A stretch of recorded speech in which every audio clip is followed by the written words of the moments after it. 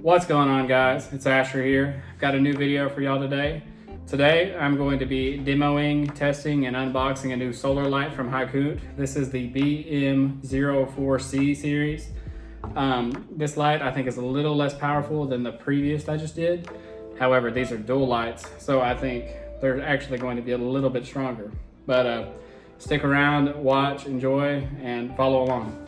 So last video I reviewed the TW030 series, and I really like that light. It's super bright, and it's been probably 2 or 3 weeks since I put it up, and I'm thoroughly impressed. So I'm kind of excited to add on to my collection, you could say. Just a quick comparison between those two.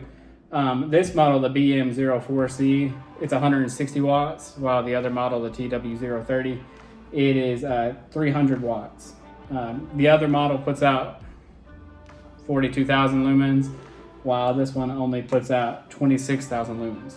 However, there's going to be 2 of them, so I think it's going to kind of, help make up for that. Also, HyKoont sent me a 16-foot pole to use, like a good parking lot pole.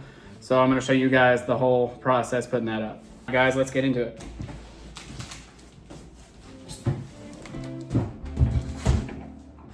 Pretty good sized box, but it's gotta be because there's 2 lights.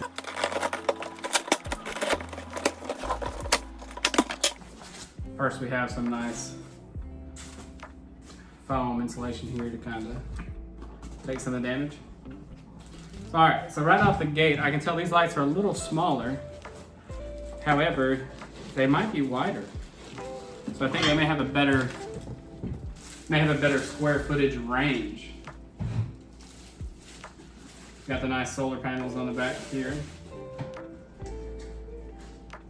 Go ahead and set this one aside, get everything out of the box.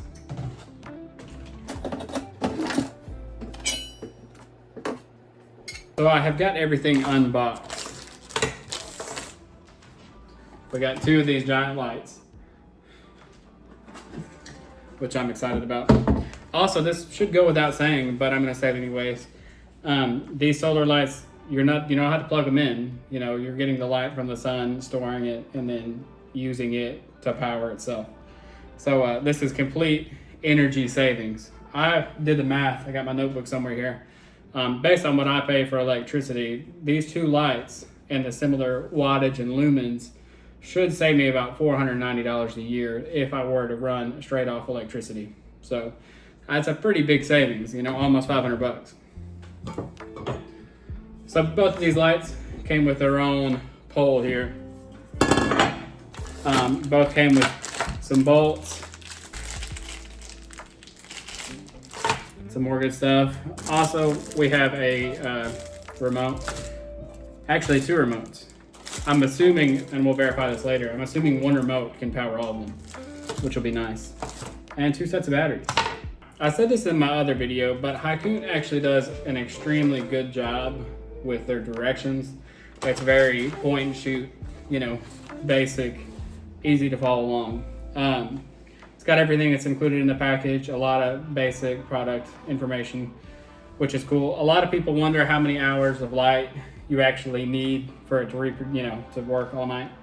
And the answer to that is like 6 to 8 hours of good sunlight. It's going to work all night.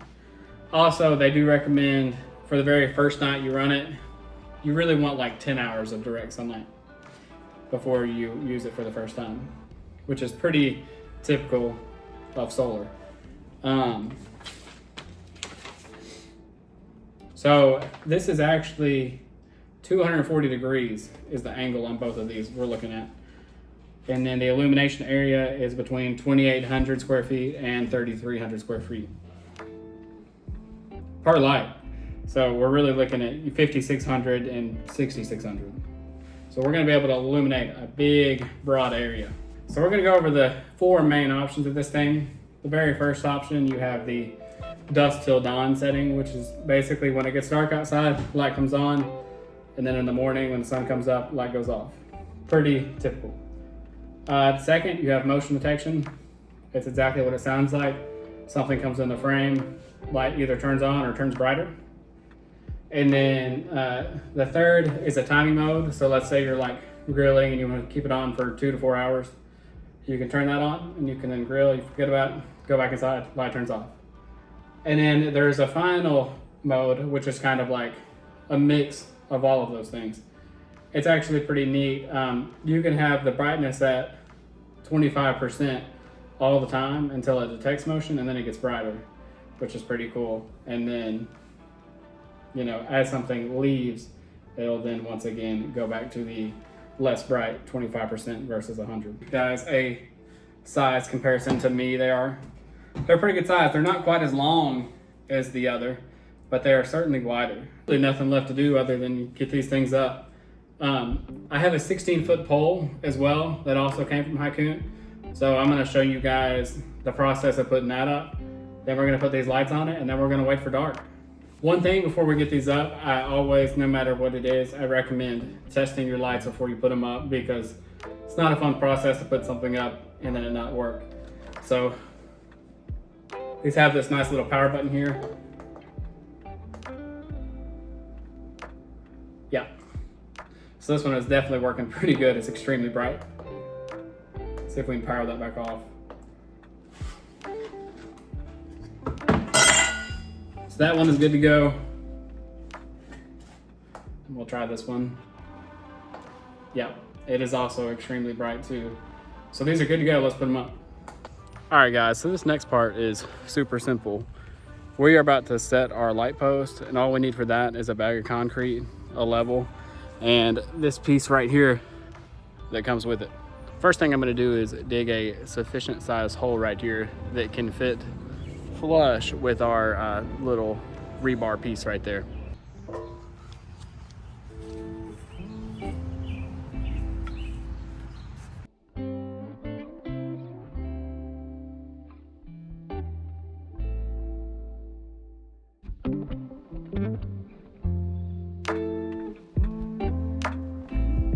Have a sufficient size hole dug here, and I'm going to get my level out and just make sure everything is level, because we want this part right here to be flush with the ground.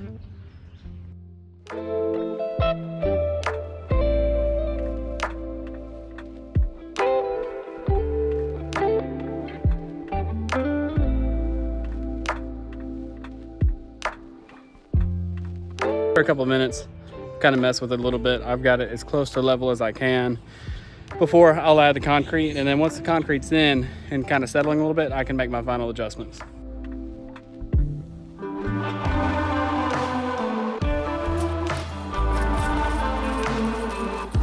Now this next part's kind of important. We want to pour the concrete. We want to make sure we're not pouring it over the threads.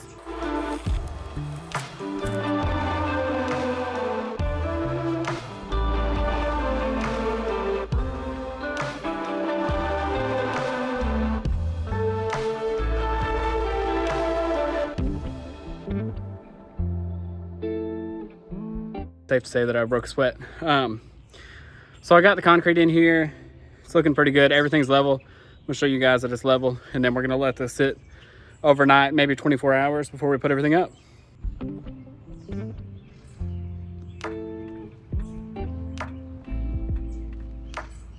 The pole is actually extremely straightforward. They sent me 5 different pieces.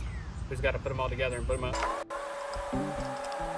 This may not be perfectly level, but I'm going to go ahead and put it up, and then we can kind of adjust from there once it's completely up. So the final extension actually comes with this nice little top piece here, and then you can kind of set the ball right on top.